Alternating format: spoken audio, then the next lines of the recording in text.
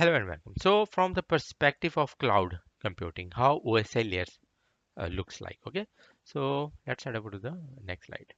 So as you can see, we have layer 1, layer 2, layer 3, layer 4, and layer 5. So we have total 5 layers in cloud computing from the perspective of OSI model. Okay. So first layer, we know that in the OSI layer, we have first layer is a physical layer, and this is also physical infrastructure. This is entirely in the hands of the cloud provider such as AWS. So whatever AWS basically is having the data center. So whatever the switches, routers, firewalls, cabling, whatever they are doing it, this is happening at the layer 1 of cloud OSA model. And this is 100% responsibility of AWS. So they are responsible for that, not the client. Then we have layer 2 is the hypervisor. If you are familiar with hypervisor, that is good enough. If you are not, by the way, JSS has extensive videos covering hypervisors in detail.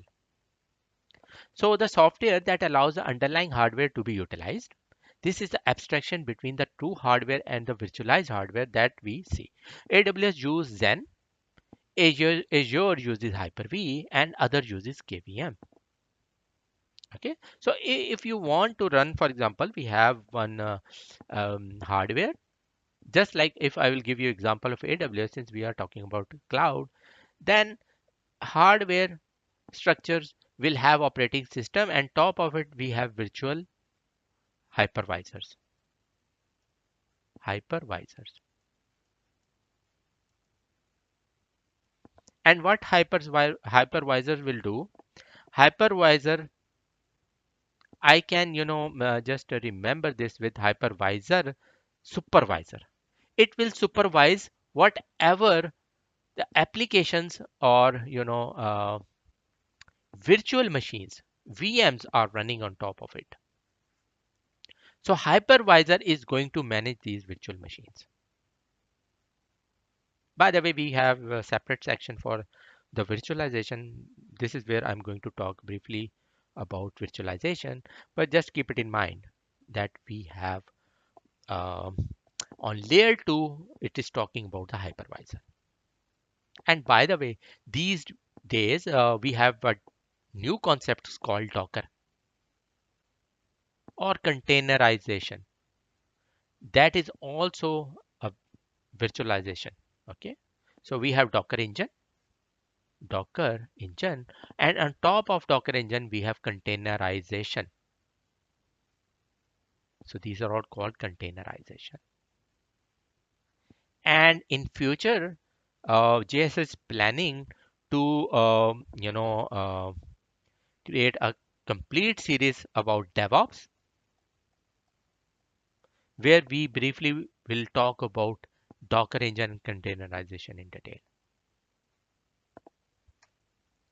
The layer 3 is where we get our hands dirty. It means we are will do something. The software defined data center, SDDC, software defined data center, works at layer 3. From here we create our cloud accounts and start building stuffs. This is accessed via web GUI, command line tool, API, or other platforms in integration. And by the way, JSS has uh, extensive videos on AWS and Azure. For the AWS, we have created one basic series plus advanced series. And I recommend you, after you go for the CCNA, just beside CCNA, start to learn JSS, either AWS. From the JSS, either take AWS course or the Azure course. And if I'll show you a glimpse of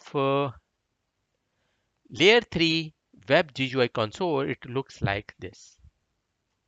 So as you can see, this is my web console, and it is going to give me the brief look about my AWS Web GUI console. So you click services, you click all services, and this is alphabetically, it is going to give me all detail of service. So click on view all services. It will take me to the page where these all services are mentioned, like EC2 Compute, S3, Amazon SageMaker, we have Code Guru, DevOps Guru, we have containerization here as well, we have storage, we have database, we have analytics. There are so ton and ton of things are available in the AWS management console.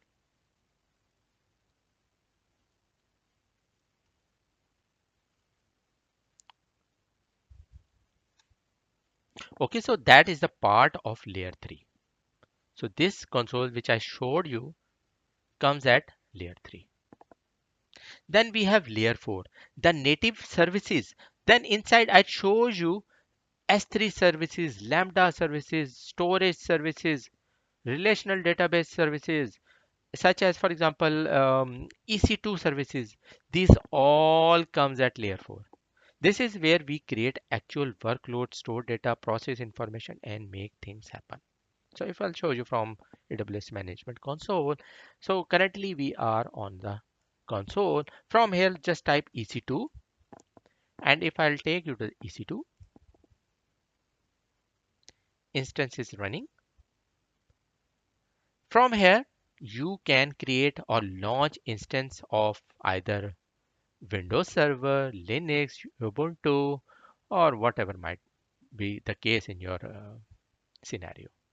You can click launch instance, and then we will give the name of the server like Windows, for example, Active Directory server.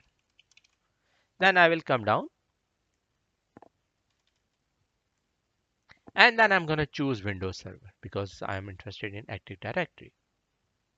If you have some another objectives, you can select accordingly. And then you need to go through these all options, and then from in the end you will launch instance, and you are going to create one Windows server uh, to get your hands dirty with. Okay, so these are all the things that happens at layer 4 of OSI model of the cloud. Then we have layer 5. So layer 5, as I said, I'm not convinced this is all the different to layer 4. So this is similar to the layer 4, but it is useful to distinguish it for the purpose of defining who has access. This layer is an analogous to layer 7 of the OSI. So that is the end user facing, such as the front end web applications in the interaction taking place on the mobile. So whatever the services you are going to access through mobile devices, IoT devices, or whatever might it be case, you are going to use layer 5. So from the picture, as you can see, physical infrastructure, building, power cables, hardware, and utilities. At second layer, we are talking about the hypervisor, which is could be Zen or Hyper-V. In the third layer, we are talking about software-defined data center, which is talking about basically the GUI or the CLI, which I showed you. Then on the fourth native service or machine instance, we have EC2 virtual machine, RDS, and S3, and application experience. Basically, we are going to access those applications at the layer 5.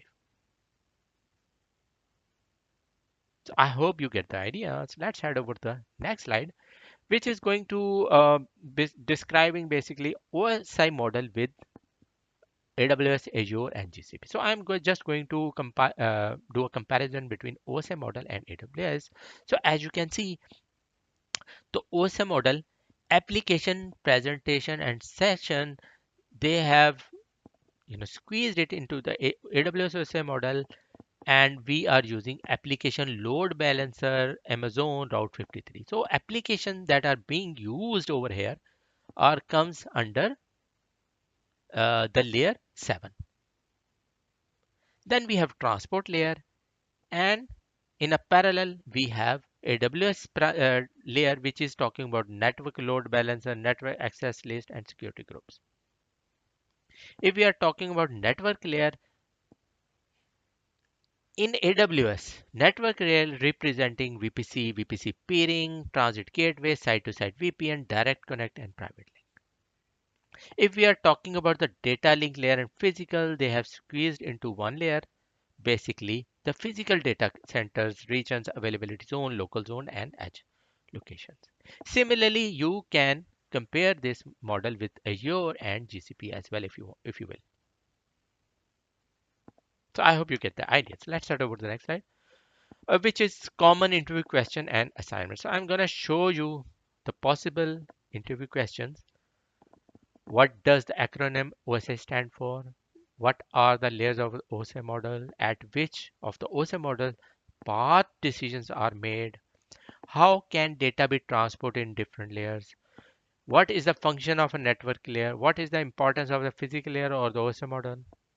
Which layer performs error detection and flow control? So look out on it. How does network administrator detect the problem? What is the data encapsulation? Explain role of the transport layer. So these, encapsulation we are going to discuss in the next section.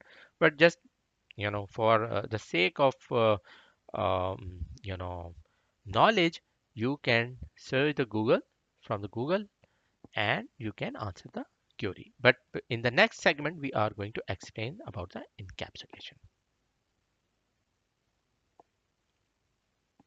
Okay, so with that, our long session comes to end.